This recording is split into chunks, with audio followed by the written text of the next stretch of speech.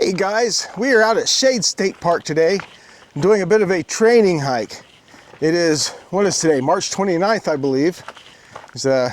We kind of took the winter off from hiking altogether, other than our adventures down in Big Bend National Park area, and our spring break trip down to Florida really didn't involve a whole lot of hiking either. So it's time to get back in shape and back out on the trails. And of course, Shades is where we all kind of cut our teeth for hiking over the past couple of decades, huh buddy? Yeah. So anyway, I know we have done a lot of videos out here, so you know, come along if you want, and if not, thanks for checking it out.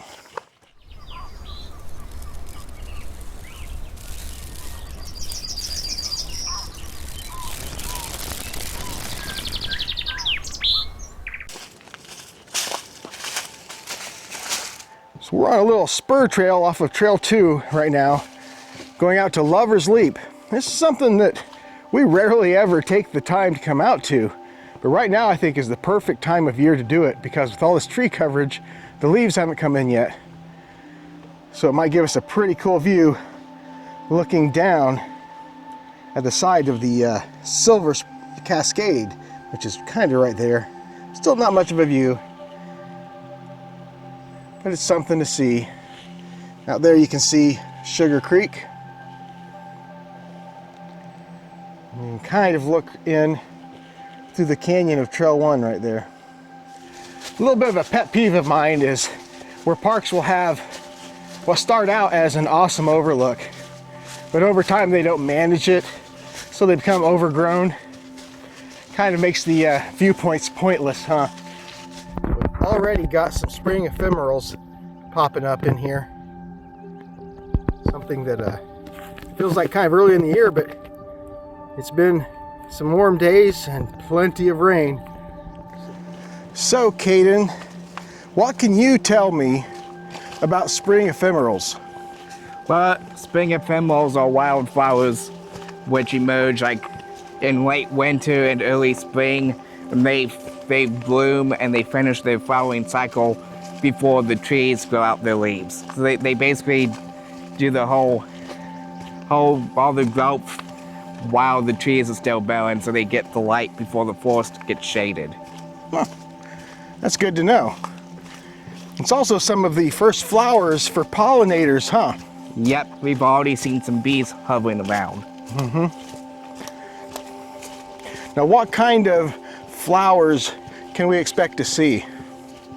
Well, like trilliums, mayaples, spring beauties, trout lilies, and some more.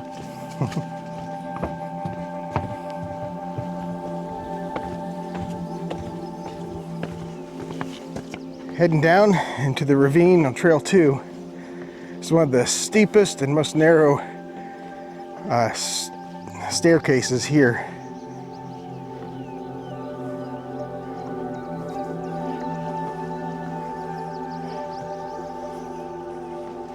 So out here where Trail 2 meets Sugar Creek, this is Steamboat Rock right in front of us here to our left. But you can definitely tell that Sugar Creek is a little bit high right now.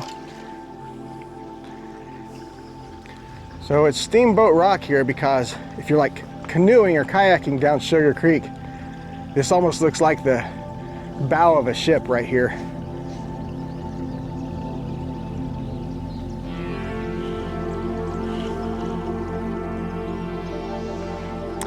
Now we're heading up the main ravine here on Trail 2. Now this trail is not part of the 6 Ravine Challenge here at Shades. Now, this is Pearl Ravine. Finally seen the sign for it, I couldn't remember. But yeah, it is not part of the challenge, but if you want to challenge yourself, add it to the 6 Ravine Challenge. Make it the 7 Ravine Challenge, because this is probably one of my favorite trails here at Shades.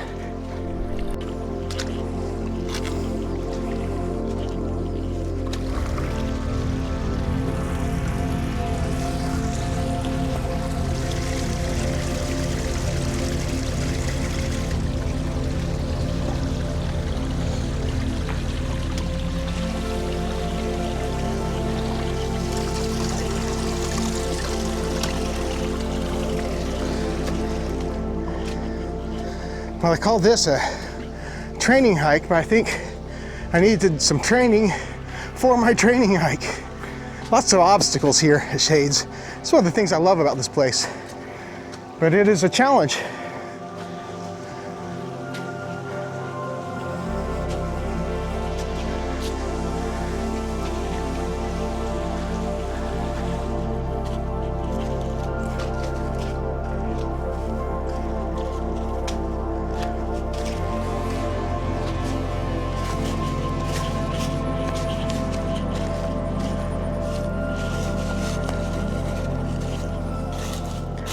This is a good area for finding turtles. A lot of cool little alcoves for birds up here in these sandstone cliffs in the bluffage. Still got some ferns growing on there. Ooh, a little bit mucky. So mucky, so mucky. It's a little bit muddy out here, huh? We've been here when it's worse though. There's a party in my valley. So mucky, so mucky. Nice. Steps. This is the real training right here.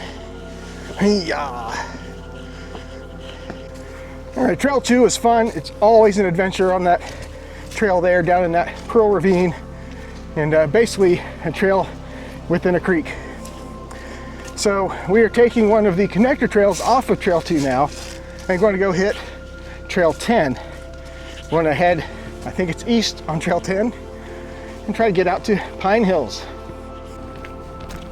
We have crossed Highway 234 and headed into Pine Hills Nature Preserve. The first time we ever came to Pine Hills was somewhere around 2008 or 2009. And it was all because somebody had given me a book of Indiana nature preserves. We had been going to Shades to hike for a couple of years at that point. Didn't even know Pine Hills was over here, because at that time Pine Hills was not managed by the state park. It was still being managed by the Indiana Nature Conservancy or something. So once we learned about it, we'd come down. They used to have a parking area right on Highway 234. So you can hear that I'm not that far from it still. But I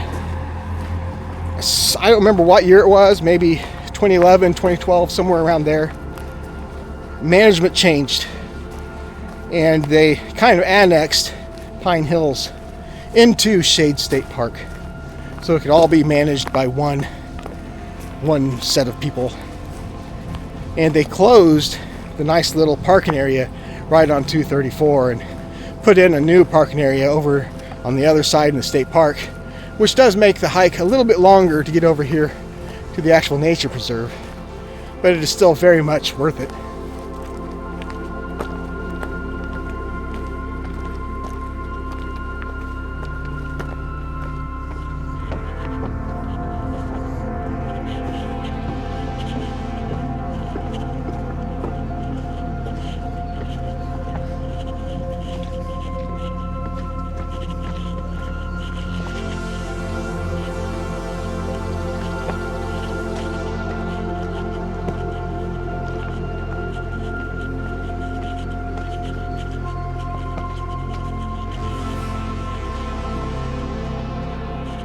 So here at Pine Hills Nature Preserve inside Shade State Park, there are 3 named backbones that are the main feature of this preserve.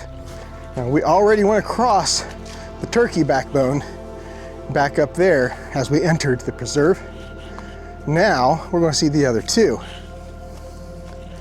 So the next backbone that we will see is dead ahead here in front of Caden. This is Millcut Backbone. Of course, its name is because of the cut in the rock dead ahead there. See if I can get the sun off of it. So you see that little slot? That is an actual mill cut. At one time there was a mill, I believe probably on the other side, because the main creek is actually on the other side. There's a creek on each side of these backbones here. Unfortunately, years ago there was a trail up on top of these. I don't know if they were official trails or not, but it has since been blocked off to hikers to preserve and also to protect, because not just protecting the nature, but protecting people, because you could definitely fall off of that So that's our second backbone. So further down from what I believe is still the Millcut Backbone, we have this big old rock wall. And it's called the Slide. I think it's probably self-evident why it's called that.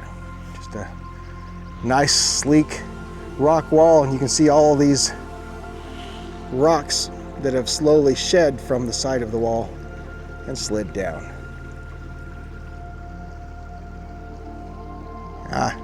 Dead ahead, that rock wall is our third backbone.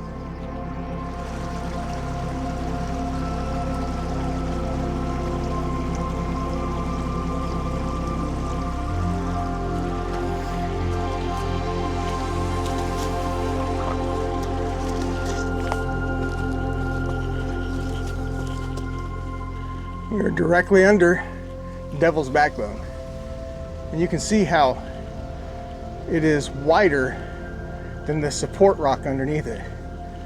And that top area is only about 6 feet wide. So this support area is even thinner. Someday, this will probably be an arch. Heading out of the creek valley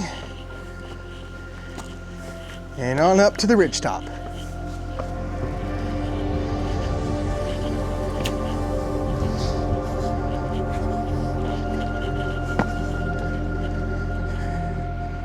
We're on the top of Devil's Backbone. You may notice a lot of carvings up here. I see the supposed passenger pigeon right here. There it is. So the belief is that this is a passenger pigeon carving from back before they went extinct.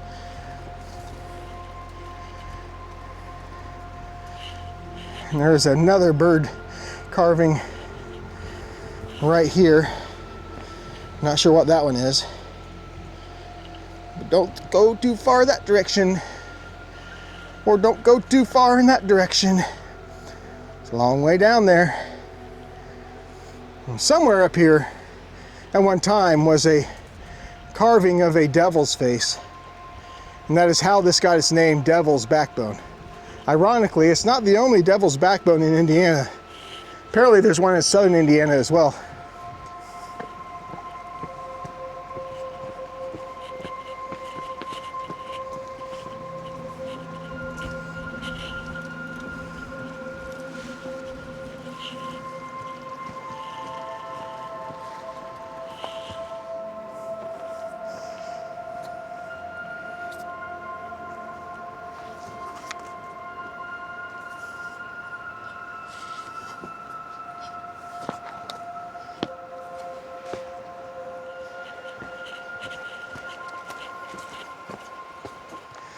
Of course, no visit to Pine Hills is complete until we get a good look here at Honeycomb Rock.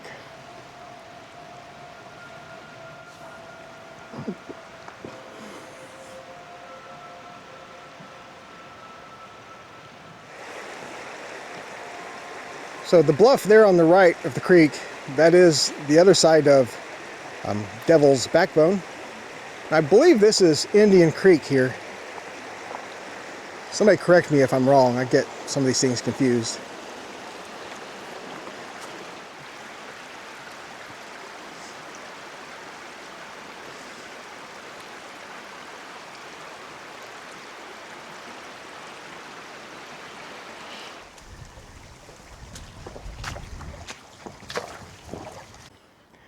Well, coming down was optional.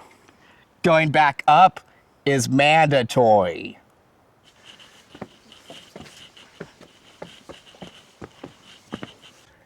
All right, that's our workout here today at Shades. We did something like 5.3-ish miles. I'm not sure how much elevation gain, but that's one of the things I love about this place is all of the hills and valleys up and down. That's the real workout here for me. What'd you think, Caden? Yeah, it's a pretty nice hike. A lot of exercise. Still a lot of dead sticks out here, but we definitely got to see some little emerging spring ephemerals to help cheer it up. Yep. Good just to be outside now, ready to get this year properly started in the outdoors. Till next time, peace out.